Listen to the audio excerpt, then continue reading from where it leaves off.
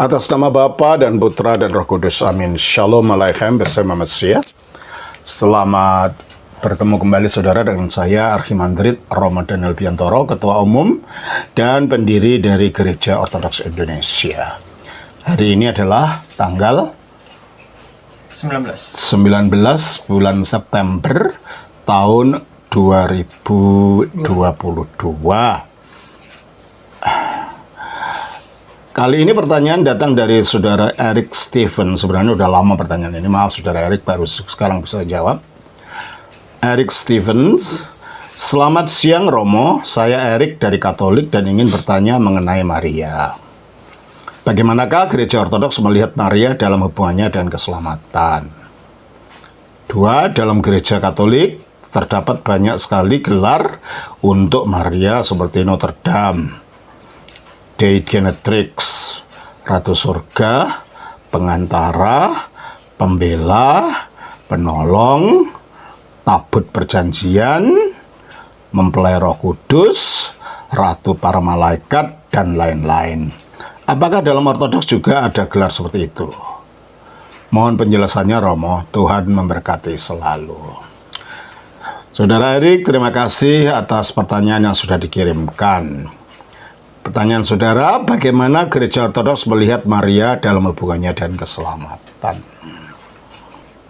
Maria dalam hubungannya dengan keselamatan itu terkait dengan fakta bahwa dia rela ketika diberitahu malaikat bahwa dia akan mengandung Mesias dan melahirkan Mesias. Kita baca di dalam Lukas pasal 1. Ayatnya 34-35. Kata Maria kepada malaikat itu, bagaimana hal itu mungkin terjadi karena aku belum bersuami? Jawab malaikat itu kepadanya, Roh Kudus akan turun atasmu dan kuasa yang maha tinggi akan menaungi engkau. Ayat 38. Kata Maria, sesungguhnya aku ini adalah hamba Tuhan, jadilah padaku menurut perkataanmu itu. Jadilah padaku menurut perkataanmu itu. Jadi dia rela untuk dipakai oleh Tuhan menjadi sarana firman-Nya untuk menjadi manusia, dan kemanusiaannya itu diambil dari Maria ini. Kita baca dalam Lukas 1 ayat yang ke-42. Lalu berseru dengan suara nyaring, diberkatilah engkau di antara semua perempuan dan diberkatilah buah rahimmu. Nah, jadi bayi itu disebut buah rahimmu. Berarti kalau itu asal-usul kemanusiaan si bayi dari rahimnya Maria. Jadi bukan Maria itu hanya dilewati saja, enggak. Memang dari rahimnya Maria. Coba kita baca di dalam Galatia 4 ayat 4. Saya baca dalam bahasa aslinya supaya jelas. Ote the ilthen to pliroma tu chrono. Ketika sudah datang kepenuhan waktu, ex apestilen otheos, Allah mengirimkan ton ion afto. Jadi anak Allah itu sudah ada, karena bisa dikirim. Karena apa? Anak Allah itu tak lain adalah firman-Nya Allah, ya. Igenomenon menjadi lahir ek ginekos, keluar dari seorang wanita. Jadi memang kemanusiaan itu dari wanita ini asalnya. Oleh karena itu dia disebut sebagai buah dari rahimnya Bunda Maria. Nah, Kristus melaksanakan keselamatan itu melalui tubuh yang telah diambil dari Maria itu. Mari kita lihat. Pertama, dia mengalahkan dosa oleh penyalibannya. Kita baca di dalam Filipi pasal yang kedua ayat yang ke-8. Dan dalam keadaan sebagai manusia. Dalam keadaan sebagai manusia. Ayat 7 dulu. Melainkan telah mengosongkan dirinya sendiri dan mengambil. Dari mana diambil? rupa seorang hamba. Iya, rupa seorang hamba sebagai manusia ini dari mana diambil? Dari perutnya Maria. Jadi kemanusiaannya adalah kemanusiaan Bunda Maria yang diambil. Sebab Firman tidak punya kemanusiaan kan aslinya.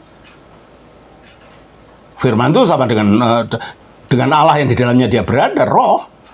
Tetapi dia mengambil kemanusiaan dari Bunda Maria. Nah, ayat 8. Dan dalam keadaan sebagai manusia, ia telah merendahkan dirinya dan taat sampai mati, bahkan sampai mati di kayu salib. Nah, jadi dia mati di kayu salib dalam keadaannya sebagai manusia, kemanusiaan yang diambil dari Bunda Maria. Jadi Bunda Maria memberikan kontribusi dalam karya keselamatan, bukannya dia itu juru selamat, tetapi dia yang menjadi sarana di mana Firman jadi manusia, dan melalui tubuh kemanusiaannya itu mengalahkan dosa melalui ketaatannya, sebab inti daripada dosa itu adalah ketidaktaatan. Sehingga dengan matinya sebagai manusia taat mati di kayu salib dikatakan di dalam Roma pasal 5 ayat 19. Jadi sama seperti oleh ketidaktaatan satu orang, Yaitu Adam di Taman Eden. semua orang telah menjadi orang berdosa. Semua orang telah menjadi orang berdosa. Terus Demikian pula oleh ketetapan satu orang, Kristus waktu di atas salib semua orang menjadi orang menjadi benar. orang benar. Karena dia menggenapi ketidaktaatan itu, dia menggenapi mengalahkan kuasa ketidaktaatan itu melalui ketaatan mutlaknya di atas salib, sehingga dia mengalahkan dosa itu. Itu terjadi dalam tubuh manusia. Yang kedua, dia menyelamatkan dengan melepaskan manusia dari kuasa iblis melalui kematiannya yang juga melalui tubuh manusianya ini.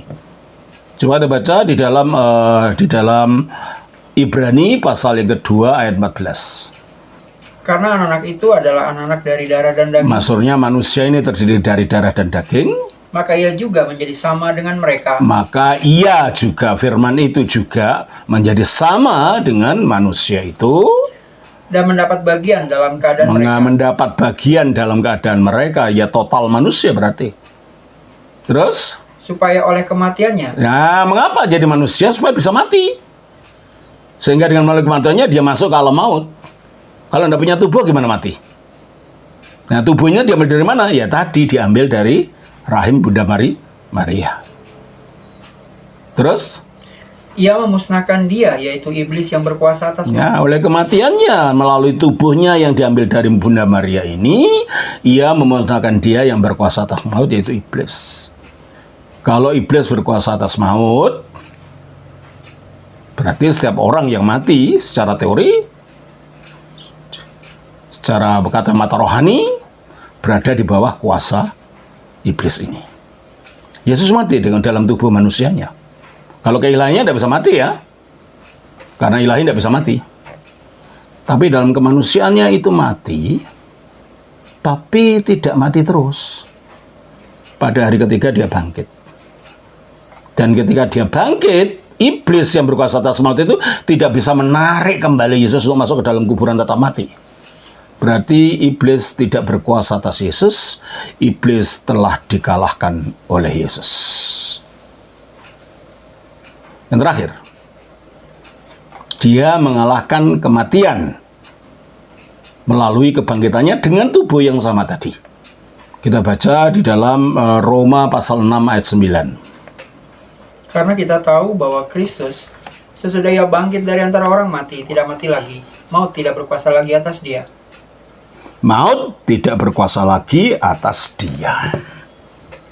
Jadi kalau gitu Bunda Maria itu memberi kontribusi yang tidak kecil di dalam keselamatan manusia. Bukan dia yang menyelamatkan memang, tetapi melalui kemanusiaannya yang dia rela dipakai oleh firman Allah untuk jadi manusia, dia mengkontribusikan suatu hal yang sangat luar biasa. Sehingga firman dapat jadi manusia, firman dapat disalibkan, mengalahkan kematian, dosa, dan iblis. Karena tubuh yang dikenakan Kristus itu adalah berasal dari rahimnya Bunda Maria. Dan ketika kita dibaptiskan itu menyatu dengan kematiannya. Kita baca di dalam Roma 6 ayat 3 dan 4. Atau tidak tahukah kamu bahwa kita semua yang telah dibaptis dalam Kristus telah dibaptis dalam kematiannya? Ya, telah dibaptis dalam kematiannya. Kematiannya dalam wujud apa ya? Tubuhnya yang mati kan? Jadi kita menunggalkan dengan tubuhnya itu. Terus? Dengan demikian kita telah dikuburkan bersama-sama dengan dikuburkan kenapa? Ya, tubuh kemanusiaannya tadi. Terus? oleh baptisan dalam kematian, supaya sama seperti Kristus telah dibangkitkan dari antara orang mati oleh kemuliaan Bapa, demikian juga kita akan hidup. Ya, demikian juga kita akan hidup dalam kehidupan yang baru, yaitu hidup kebangkitan tadi. Jadi melalui baptisan secara misteri terjadi kita menyatu dengan kematian, penguburan, kebangkitan Kristus yang semuanya terjadi dalam tubuh, yang tubuh itu berasal dari Maria. Nah, kalau kita menyatu dengan tubuhnya Kristus yang sebenarnya tubuhnya Maria, maka bukan sesuatu yang mengherankan kalau Maria itu dikatakan sebagai ibu dari murid-muridnya Kristus. Kita baca di dalam Yohanes pasal yang ke-19 ayat yang ke-25. Dan dekat salib Yesus berdiri ibunya dan saudara ibunya, Maria istri Klopas dan Maria Magdalena. Ketika Yesus melihat ibunya dan murid yang dikasihinya di sampingnya, berkata ia kepada ibunya, "Ibu, inilah anakmu." Ibu, inilah anakmu. Jadi murid Yesus itu menjadi anaknya Maria secara rohani. Terus kemudian katanya kepada muridnya, "Inilah ibumu." nah, dan muridnya itu kepada Maria ditetapkan sebagai ibu. Jadi kalau gitu semua yang menjadi murid Kristus itu sekarang terkait dengan Maria sebagai ibu rohani dan anak rohani. Nah, itulah sebabnya kalau begitu kita tidak bisa menyingkirkan Maria begitu saja. Nah, itulah jadi di sini Maria memang bukan juru selamat, tetapi dia mengkontribusikan yang tidak sedikit bagi keselamatan kita melalui apa? Melalui kerelaannya dipakai oleh Allah untuk firman-Nya datang menjadi manusia bagi menyelamatkan manusia melalui penyalipannya, melalui kematiannya, dan melalui kebangkitannya dari antara orang mati. Terus, yang kedua, dalam gereja Katolik terdapat banyak sekali gelar untuk Maria seperti Notre Dame. Notre Dame itu adalah nyonya kita, ya, nyonya kita. Kalau dalam gereja Ortodoks ada namanya Despina. Despina itu juga artinya nyonya, ya. Dei Genetrix yang melahirkan Allah. Kalau dalam gereja Ortodoks namanya Theotokos. Dalam bahasa Yunani ya. Ratu surga dalam pengertian memang dia sebagai orang-orang milik Kristus kita dijadikan raja dan ratu. Kita baca di dalam Roma Wahyu pasal 1 ayat 6. Dan yang telah membuat kita menjadi suatu kerajaan menjadi imam-imam bagi Allah Bapaknya. Ya. Menjadi suatu kerajaan. Coba saya baca dalam bahasa aslinya. Apa bunyinya begitu? Ke episanemas, dan membuat kita vasilion, suatu kerajaan, ieris, keimaman, toteo, kepada Allah, ke patriautu, dan Bapaknya. Kita jadikan satu kerajaan, jadikan raja.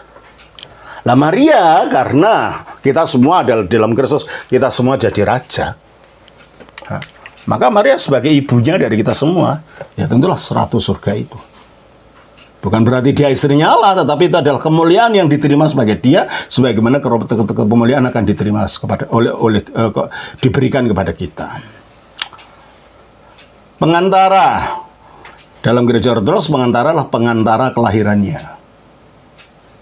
Pengantara yang melahirkan Kristus ke dalam dunia ini, tapi juga pengantara doa.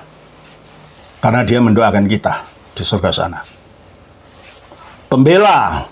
Nah, membela dalam arti mendoakan supaya kita diselamatkan dari serangan-serangan musuh. Penolong, sama dengan itu juga.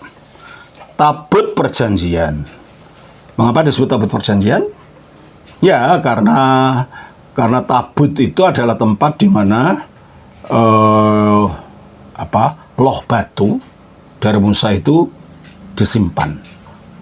Jadi firman itu disimpan di dalamnya. Di dalam Maria, firman bukan lagi berwujud roh. Loh batu tak firman sesungguhnya hadir di dalam dirinya, maka disebut sebagai peti perjanjian, semacam peti perjanjian. Mempelai Roh Kudus. Kita ada nyanyian. Agni Parthene sebagai Agni Parthene Despina Agrante Theotoke. Ya, ada Despina di situ kan? Herenimfi. Herenimfiani Hefte.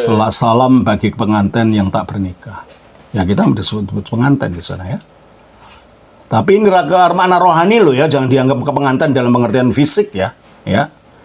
Terus ratu para malaikat. Kita ada nyanyian dalam gereja Ortodoks. Lebih terhormat dari kerubim dan tak terbanding lebih mulianya dari para serafim. Dia dimuliakan sedemikian rupa oleh Kristus sebagai yang telah menyelesaikan tugasnya di dunia ini untuk menjadi sarana dia menjadi manusia, maka dia diangkat dalam kemuliaan lebih tinggi dari malaikat, sebagaimana kita nanti juga lebih tinggi dari malaikat. Apakah dalam gereja Ortodoks juga ada gelar tersebut? Ada, sudah saya jelaskan ya. Mohon penjelasan Romo, Tuhan berkati. Terima kasih, Tuhan memberkati juga. Demikian Saudara Eric Stephen, kiranya ini menjadi berkat. Tuhan berkati atas nama Bapa, Putra, Roh Kudus. Amin.